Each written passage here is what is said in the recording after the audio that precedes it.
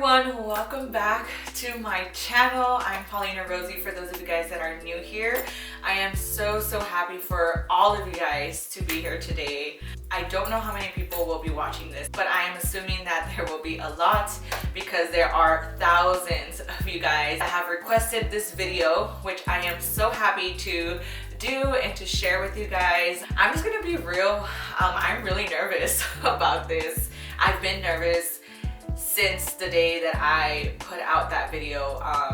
You know, it takes a lot for someone just to put out something that has been so dear to their heart. Now I'm talking about myself. I've waited for that moment for so many years, for half of my life literally, and I'm just so overwhelmed. I just want to say thank you because, as I mentioned in my other videos, there's just so much gratitude that I have for every single one of you guys that have been showing me their love, their support, you know, all of the congratulations that I have received in that video that has gone viral. I'm just so happy to be able to share this experience with you guys.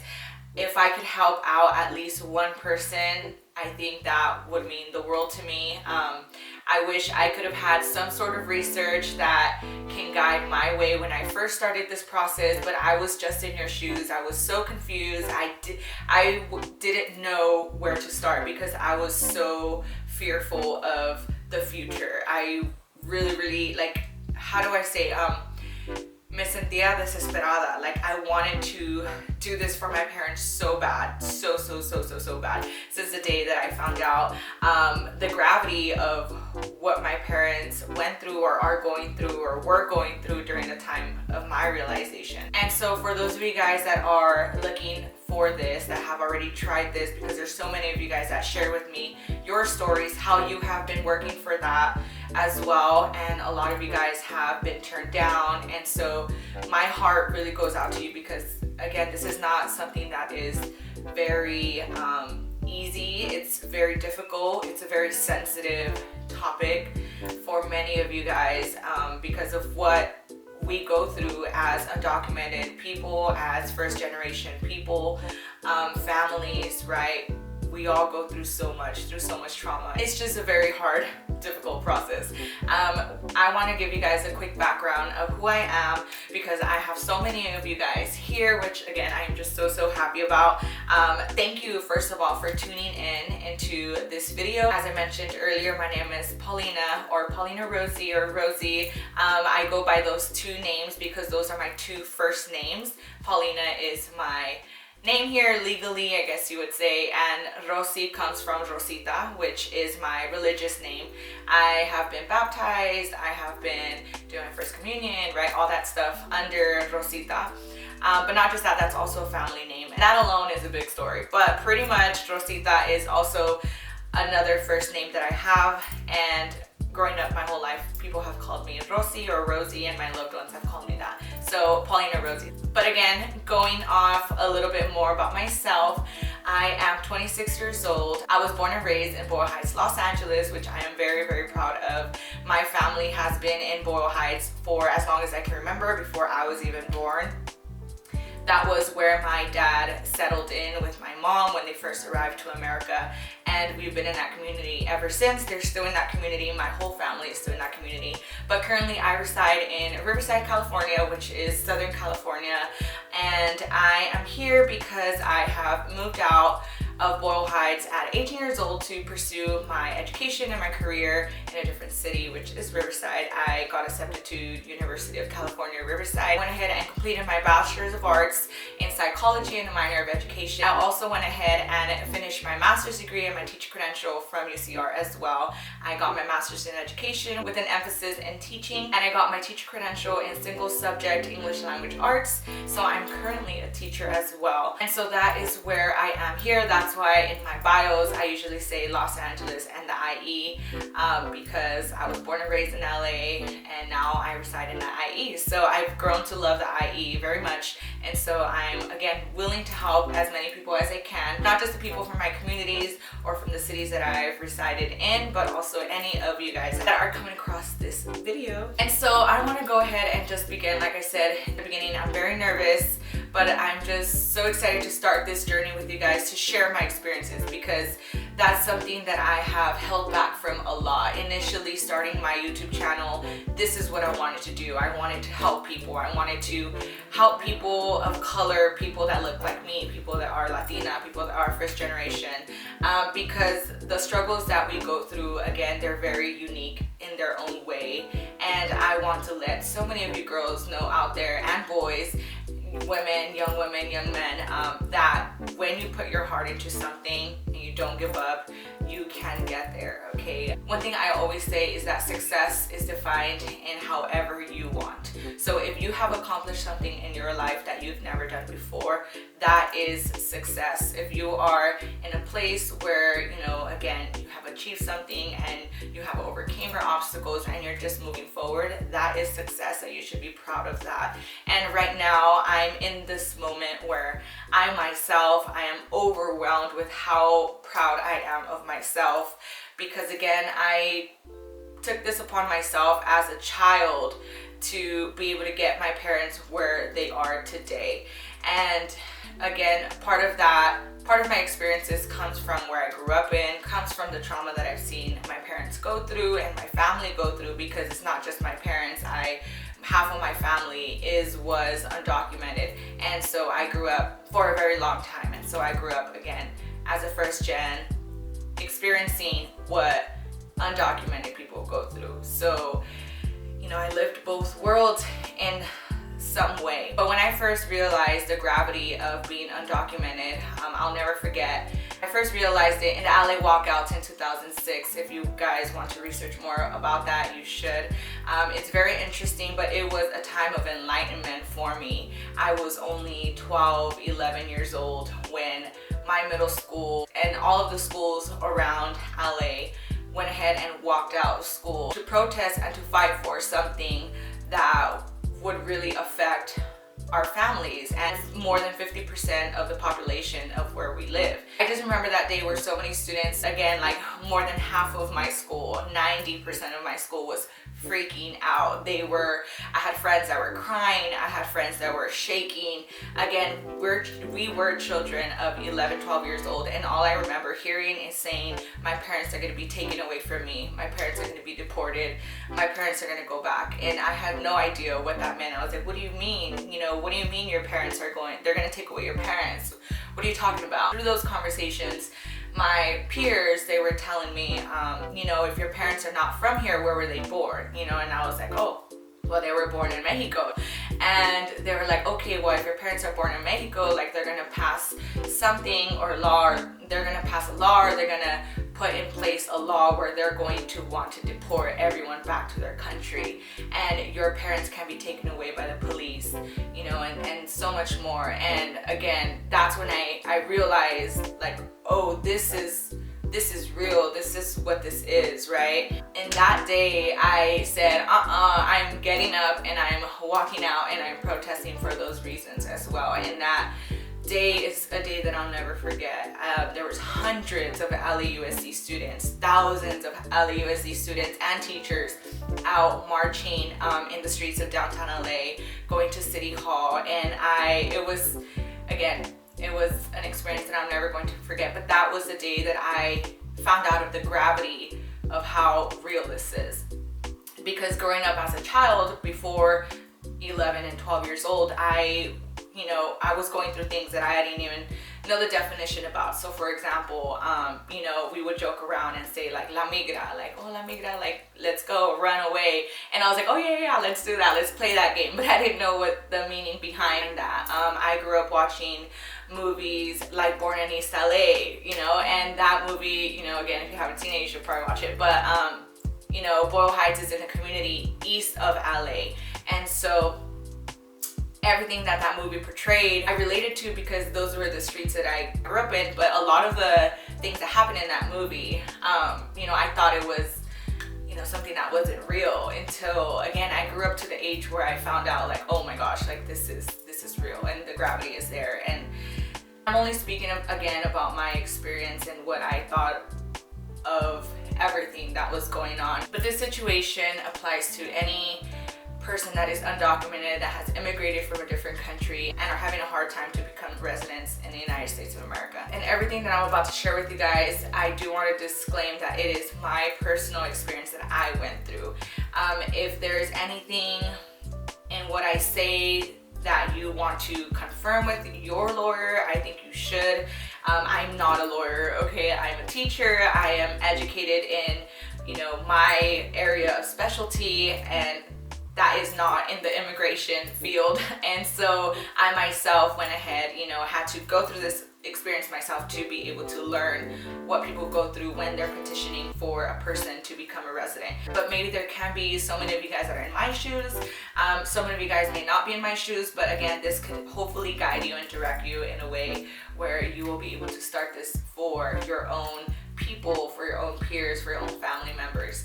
Okay, I'm sorry that these conversations are going into different directions, but there's just so much to say in what has happened in my life that has led up to this very moment. But I'll go ahead and save that for another video.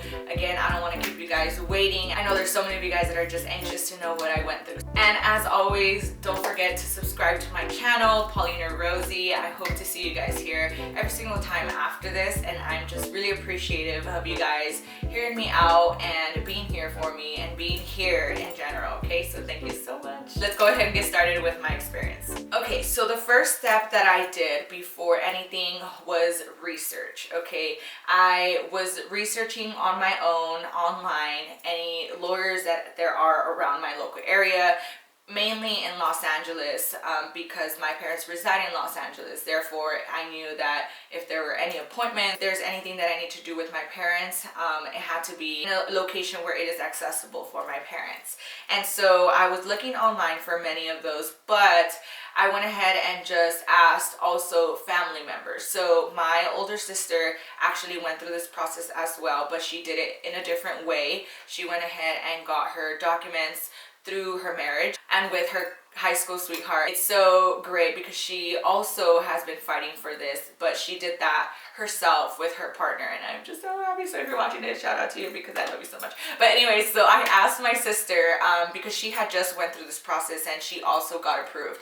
And so during her process, I was already prepping, so saving money. I was looking around, but I didn't jump the gun just yet. And so when she was going through her process and she finally went through it, she got approved and everything, I said, well, her situation is different, but why not? Like, why not ask? Why not go in and see what's up? So I went ahead and asked my sister for her lawyer, which is now my lawyer, because I ended up hiring her. And so I think the first thing you need to do is research.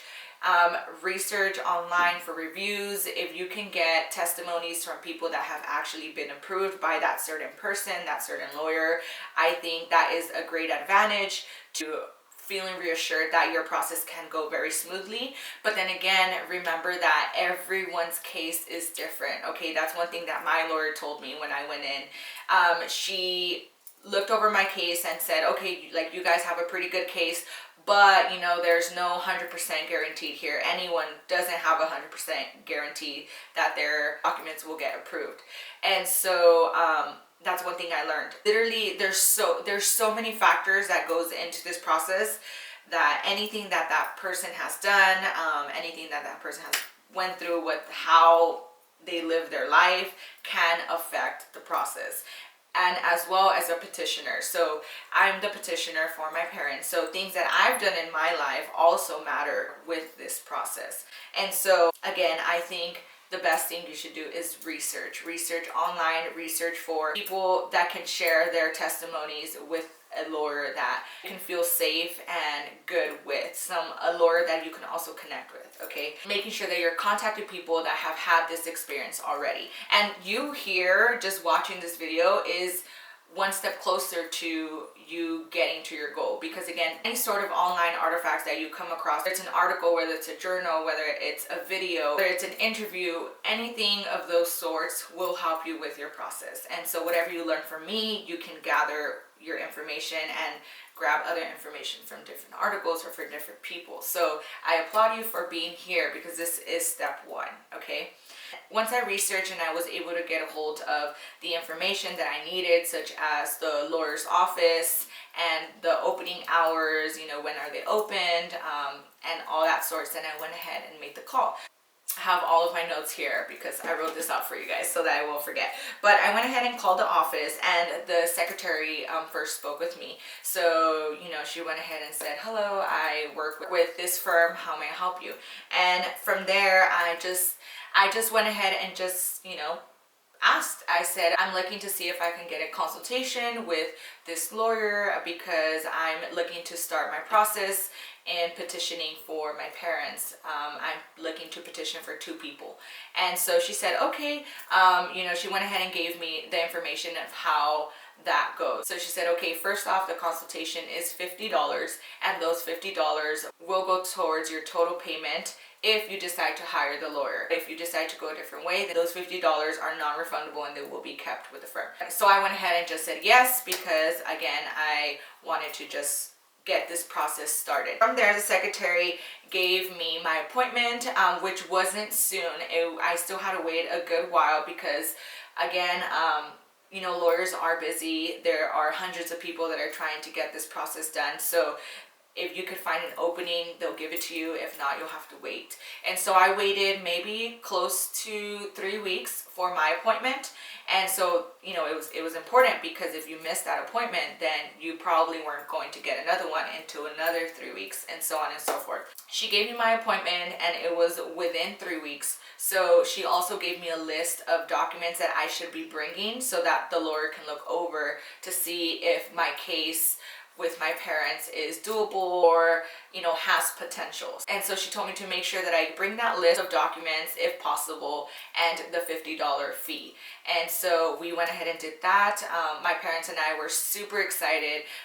That first meeting, I remember we were just smiling the whole time. We were nervous, and we dressed up nice, and we met our lawyer. And so once we were at the consultation, the lawyer looked into my case and determined if there was a possible eligibility for my process. The lawyer will tell you that there is no guarantee whether your case can be 100% approved, but she can give you some sense of direction, like, okay, your case is good, or your case has a lot of red flags, you can continue, but this is what you're going to have to go through according to the lawyer's experience. And that is the same for, again, many of you guys. When you are getting your consultation with your lawyer will probably tell you whether your case is good or not, okay? And even if it's not, that doesn't mean that you're not going to get approved. It's just going to be that it's difficult to get approved, because that's one thing, again, that she told me, because I was also interested in another person that I wanted to petition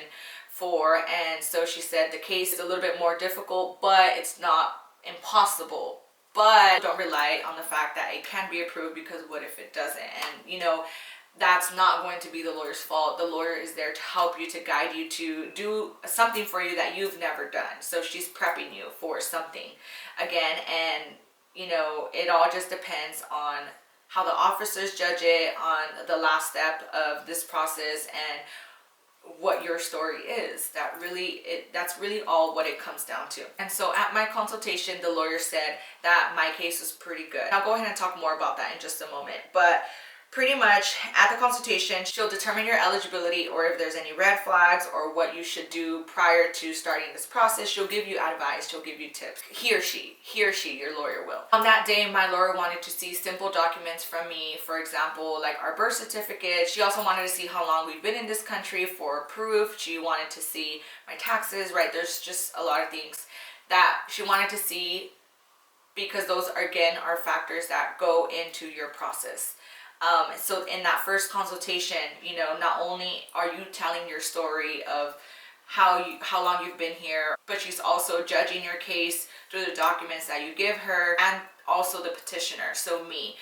So she was judging me, if I've been working for more than 2 years, if I've had a stable employment, the amount of money that I'm making, right? If I'm able to even petition for 2 people. So a lot of people can petition for one person or for multiple people, but you have to have the income for that. So I only at the time wanted to petition for my parents, my mom and dad, and so she needed to see, if I made enough money to be able to petition for them. That's another factor. Again, if you're going into your consultation without any work experience, if you haven't had a stable employment, if you don't even make enough money to be able to petition one person, right there and then the lawyer will tell you, even if the case is good, as a petitioner, it can't be possible until you have stable employment, until you make enough money to be able to petition for that person.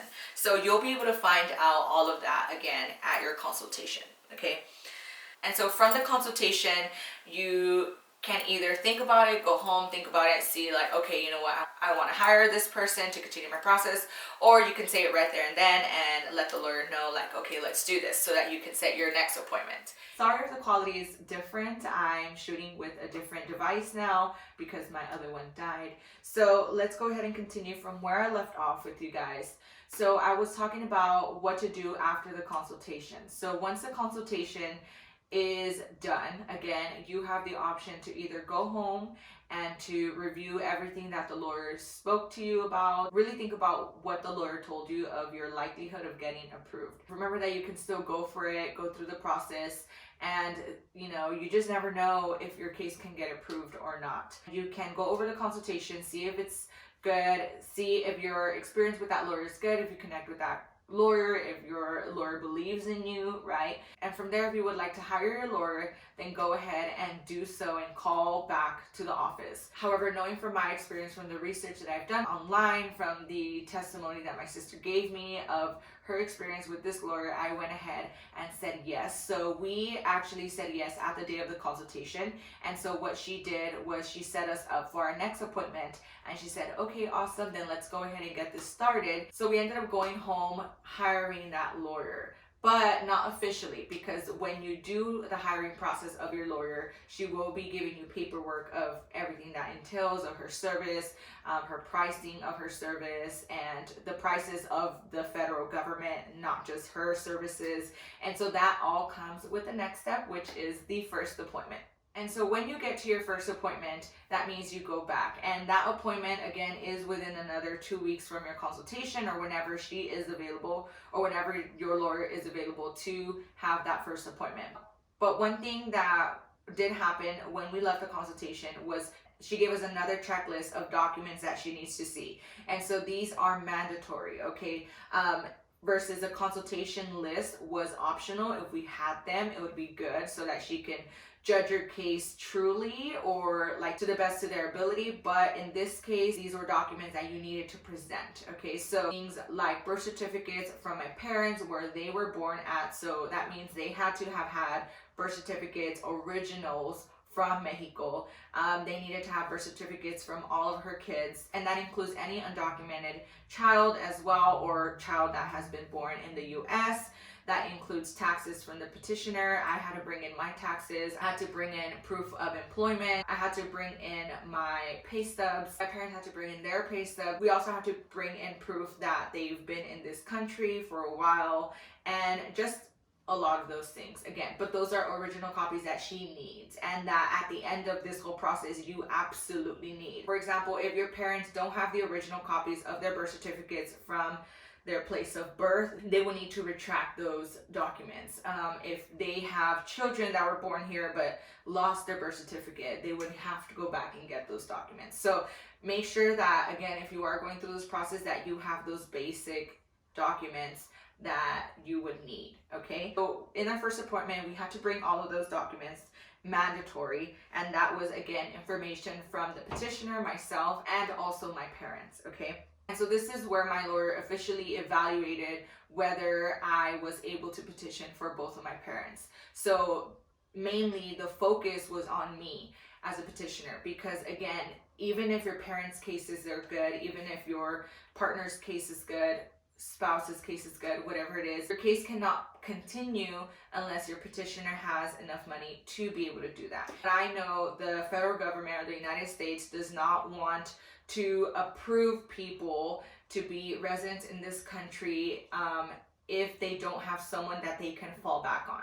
So for example, they don't want them to be burdens, I guess you would say. So if anything were to happen to my dad, if anything were to happen to my mom, that the government is not responsible for them. So, they just don't want people to, go on welfare, to get aid from the government when they have, you know, millions of other people that they need to do that for too. So one requirement again is that your petitioner must have the income to sustain them if anything were to happen to the people that you're petitioning for. So in this case, again, my parents. So if anything were to happen to my dad, if anything were to happen to my mom, that they're not asking the government for assistance, they're asking me in the future, you know, for me to help them, you know, and that's one big thing, again, that the government is looking for. And so again, this day they looked at my taxes, they looked at my gross income, they also looked at my pay stubs and my proof of employment. And so from what I know, you should be making anywhere between minimum $21,000 to $25,000 a year for one person.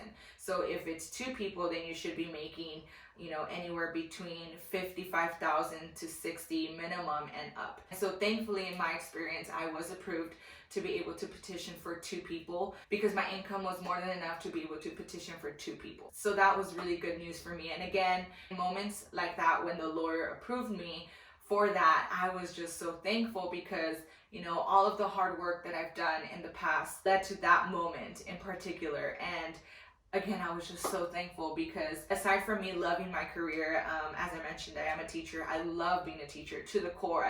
I love it so much. It brings me so much happiness. But aside from that, you know, aside from the career that I knew I wanted to go for, I knew behind that what I needed to do to get my parents' papers. As a young teen, I told myself, I need to get a job. I need to go to school. I need to have a career. I cannot stop. I cannot give up. I have to continue going because my goal, you know, again, even no matter what career I went for, my goal was to be able to help them out and to give back to them that way. That has been my goal since, again, I was such a young teen. So just looking back at all the years of my sacrifice, all the years of my hard work, and the fact that I am blessed to have my career, that I earned my career, that I have been where I'm at now, and that I was able to get to the point where I was comfortable enough just to say like, okay, let's do the process and let's begin. I have enough money for that. Don't worry, I got it. And I was so good. It was such a great feeling for me to be able to be their financial support in moments like this. And so I was just, you know, yes, I make enough money. Good. Here, what do you need for this? What do you need for that? I was doing all of that. And again, in that moment, I was just so blessed. Like, I remember that first appointment, I wanted to cry. I mean, I cried in almost every appointment, but I remember going back home that day and we were just in the car, myself and my parents, we were looking at each other like, you know, like, oh my gosh, like we really had our first appointment, like this is really happening, you know? And again, the fact that I didn't feel no effect on the financial part, because that's one thing and one reason why we've never been able to fix their papers themselves is because they could not afford it. It's insane how much money it costs, which I'm about to tell you guys right now, but it's insane how much money it costs to be able to fix your papers.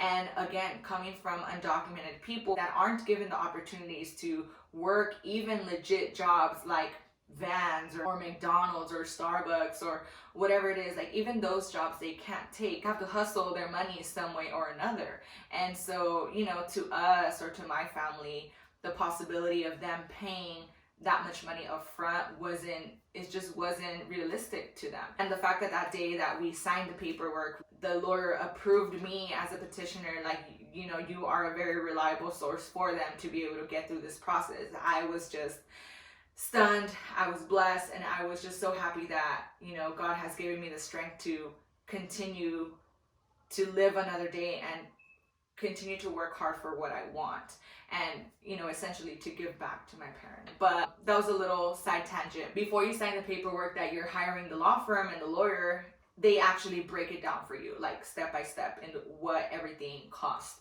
From there, they gave us a breakdown of what's gonna happen. So they needed to have $2,000 of down payment. So it was $1,000 per person to be able to begin the process itself. And so that was one of the requirements from the paper that I told you that was given at the consultation if we wanted to move forward with the hiring process. It did state that if we were to move forward on the day of signing paperwork, I needed to have a down payment per person. And so the down payment was $1,000 per person. And so I knew that and I had the money. So that's why in our next appointment, we were good to go. And so the lawyer told me, you have an option. You can either do the down payment and from here do payments until the day that you need to pay off everything, or if you have the money, you can pay everything off. And so I actually had the money right there and then to pay everything off because I've been saving since day one that I got my career. But things happen. So I was so scared. So I was like, you know what? If they're offering me a payment plan, why not? Let's do it. So that day on that first appointment, when we signed the document to hire our lawyer, I just ended up putting $2,000 towards the grand total, that is needed, that was mandatory. So I put $1,000 towards my mom and $1,000 towards my dad. And they did explain how much it costs. 2 people for the law firm to give their services. It was around $5,000 per person. So that just in services to help you out, it was $10,000 total. However, because I was doing 2 people at once, they went ahead and gave me like a little discount, so I ended up paying like around $4,500 per person. So instead of paying $10,000, I only paid around $8,000 to $9,000 total, later on total for my 2 people. So out of those, let's just estimate $8,000. I went ahead and put $2,000 that day. So I was left over with $6,000 to pay off. And here's the thing also, when I signed the documents, it states clearly that those $6,000 have to be paid off on the day of prep day, which is the appointment right before your interview, which is the last step of the entire process. So you have to pay the balance off by that day. So until that day that came around, I had to pay $300 per month. So I paid $300 until the day that we got our interview. Now, the law firm will not continue with your process unless you pay them off. So you just have to make sure again that you're ready with the money, because the moment that your interview comes in and your last appointment comes in, then you have to pay everything off by then. And again, thankfully I've had the money, I've saved the money. So for me, that was no issue. But if you're going through this process, just make sure you know that. And so yes, they gave me the opportunity to do payments per month, but the whole entire balance had to be paid off on the last appointment before the interview. Our first appointment really was just about hiring our lawyer officially. And so signing to hire for the lawyer, that was just that price, right? So she went ahead and let us know okay, this is how much it costs for my services for these 2 people. However, know what you're getting into for the rest of the prices. Obviously, that was the cost of my lawyer services, but she also let me know this is how much it's going to also cost, not towards me. This is what you're paying to the government, to the federal government. She went ahead and broke down how much is the total cost for the forms to go ahead and petition for my parents, all of the applications. So that is money that is not going towards her. That's money that she let me know, you're not paying me, you're paying the government at this point. And obviously, not unless you have that money, we can continue your process. And so again, thankfully my process was pretty quick, or just money helped a lot because I had that money. So when that moment came where I needed to pay for my applications, I just paid it off in one shot and it was good.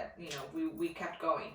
But she let me know of that amount. And so that amount that was estimated, I don't remember the exact number, but I know it was $2,500 and something. So it was $570 or $540, around there. But that total is for one person. So a packet. Just think of the application as a packet. When you're petitioning to apply for your parents to process and to get their papers, each form that you fill out to the government, they charge you for those forms. So, and those forms cost a pretty penny. They're not just $10 forms.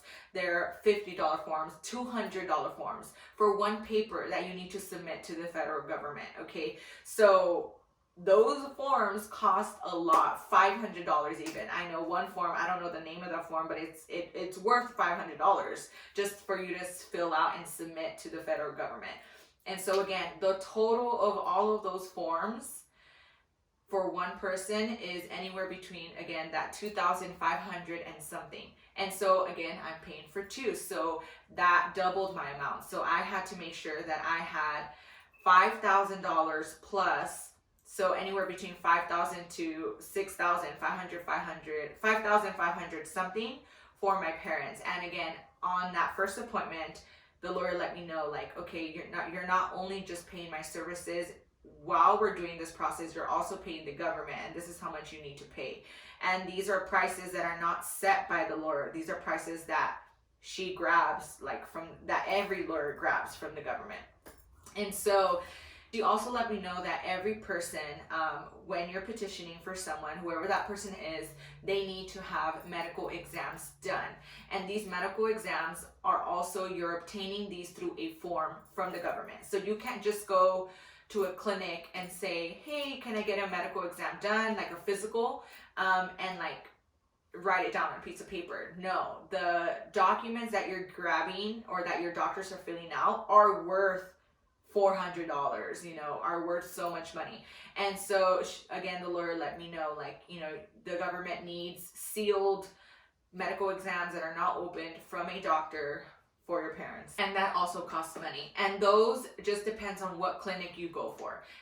When I was researching my clinics, which I'll talk about later, but when I researched my clinics, I went ahead and found the cheapest was $340 for one person, and the most that I researched or that I called for, it was $800 for one person. It was, the money is insane, but I went ahead and found a good clinic with a good deal. They gave it to me for about 400 something. It was like 420 or 419 for one person. So I ended up paying $800 plus, you know, 850, let's just round it to that, for two people. So $800, 800 to 850. So she also let me know that, like, when that time comes, when you have to do those medical exams, be ready to pay for those. And so, yeah, the whole cost was given. You know, she broke it down really well. And so the lawyer that day made sure that I knew that I knew what I was getting into. And so once I knew that, you know, I was like, okay, I mean, I have the $2,000, the payment plan opportunity is amazing, and you know, by then, whenever we get our last appointment, I will be able to pay it off, so let's do it. So I went ahead and signed the papers with my parents, and that concluded our first appointment. Guys, I'm looking at my camera time, and I have been talking a lot, and obviously there's a reason. There's so much that needs to be said in this experience, and I'm barely in the first 3 steps, which is, I went over the first step that you need to research. You need to contact people with experience. You need to look for testimonies. You need to look for reviews online, right? That is step 1. Step 2 would be to make a consultation with the lawyer or with your lawyer. So, you know, that also, you know, I shared with you guys my experience and what happened in that consultation, which more than likely can be very similar to whatever lawyer you get. And I went ahead and went over step 3, which was my first appointment and what happened in that first appointment, which is finalizing the hiring process and looking at original documents, and also looking if the petitioner is eligible, and again, receiving the total cost and the breakdown of what everything's going to cost, and then signing off away. I really hope that this is a start for you being guided. You know, again, when I started this process, I had no idea what I was gonna get into. So if I were to see this video myself, I would be very, very happy, you know, because just to see like what you get into, because as a young teen, as a young college student, as now an adult, you know, per se, even then I didn't know what the process was gonna be about. So I really, really hope that you guys learned something in this video, because again, my process, I'm sharing what I went through, and a disclaimer that I'm not a lawyer. This is just me sharing what I went through and what can possibly happen to you. With that being said, I'm gonna have to wrap up this video, or this first part, okay? I'm gonna do a second part, and I'm gonna, like, technically I'm gonna still talk right now, you know, live wise, me talking to the camera. I'm gonna continue talking, but I know, like, editing wise, it's gonna be too much. So I'm gonna go ahead and stop the video here, but part 2 and maybe even a part 3 might be coming very soon your way. These videos should be back to back, okay? So again, just give me time to edit, give me time to, you know, spend all tonight talking and getting this video done for you guys. But Obviously you're watching this video now, so that means part 1 is definitely up. And so I'm just so happy and thankful and excited for your journeys to start, or to maybe give you some inspiration that you're a first-gen child, teenager, adult, you know, whoever's coming across this video. Don't give up. The process is hard, the process is difficult, but keep going, you know, lucha. You know, you have to keep going, ponte las pilas, you know, work hard for where you need to be, because if you really want to do this for your parents, for your husband, for your wife, whoever you're petitioning for, you can do it. And those of you guys that are not getting your cases approved, you know, my heart goes out to you. Please don't give up and don't be discouraged, okay? And I just wish you guys all the best, because again, I know how serious this is and how important this is for thousands of you guys. And again, I could only wish you guys the best and hope that this video will help you. Okay, I will see you guys in my next video, which is part 2 of this video. I'm gonna be looking the same because I'm gonna continue filming this for you guys, okay? So thank you so much. I hope to see you guys very soon. Make sure, please subscribe to my YouTube channel. If this video helped you, subscribe to my YouTube channel, or leave a comment or like or share. You know, I would really appreciate it. But if not, you know, just give me some sort of love. And if you want to stick around for any future videos, I hope you do. I do a lot of day in the life, travel videos, beauty here and there, you know, lifestyle, any of those sorts. And if you're just a gal out there looking for some, you know, cool content, then stick around. If you're here for these series, I plan to obviously give you the rest of the parts to this video, but also just be open of my experience and, you know, things that I've gone through, and, you know, maybe story time with me. I can give you some motivation to continue and to push forward, because that's what I did, you know. And here I am achieving my dreams of giving everything that I can to my parents, and that, to me, that is my definition of success. I am free now. I feel like I did it. You know, there's a lot more work to do, but this is it, you know. I reached it, and I just, like, I can't even describe the feeling of me being able to do this for my parents. There's no words. There's no words. And I just wish that for you guys too. I wish you guys to feel what I'm feeling today. So again, thank you so much, and I'll see you guys next time. Bye.